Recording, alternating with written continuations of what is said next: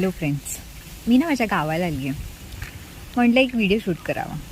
एक व्हिडिओ तो बनता आहे, कारण की ना आजकालच्या लोकांना ना इतकी मेट्रोपॉलिटन सिटी लाईफची सवय झाली आहे, गावाला विसरूनच जातो.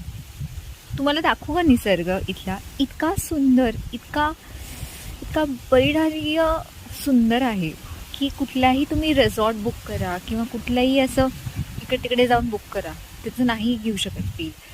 जो जे घरचं गाव आणि गावातलं शेतातलं घर आणि तुमचं आजूबाजूला शेत आणि तुमच्या शेतातलं ॲक्च्युली राहणं, हे खूपच वेगळं आहे. म्हणजे खूप निराळं आणि एकदम साधं, काहीच नाही, नॉर्मल तुमचं आयुष्य जगणं, हे खूप मिसिंग आउट आहे आजकालच्या पिढींना. किंवा आता मला जस्ट मुलगी झाली आहे, तिला काय दाखवणार आहे मी आयुष्य?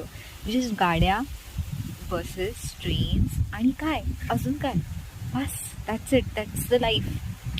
इथे आली ती आणि ती इतकी खुश होती. म्हणजे असं मला वाटलेलं आता काय नवीन लोक, नवीन माणसं, काय तिला भेटणार आहे, पण ती इतकी खुश झाली. सगळं इतकं सुंदर इतकं वातावरण आहे सध्या, त्याच्यामुळे खुशीचा पारा अजून वाढला. आणि त्यात हे मोकळं रान, मोकळं मैदान, मोकळी हवा, श्वास घेणं, जे मेट्रोपॉलिटन सिटीजमध्ये सगळीकडे पल्युटेड असतं, जिथे नुसतं गाड्यांचा धूर खाण्याशिवाय आपण काहीच करू शकत नाही, किंवा काहीतरी जाळतात किंवा काहीतरी हे करतात, त्याचा वासच येत राहतो. रादर आपण गार्डनमध्ये जरी गेलो बाहेर मोकळ्या हवेसाठी, तिथेही आपल्याला मला वाटत नाही फारसा स्वच्छ हवा मिळते.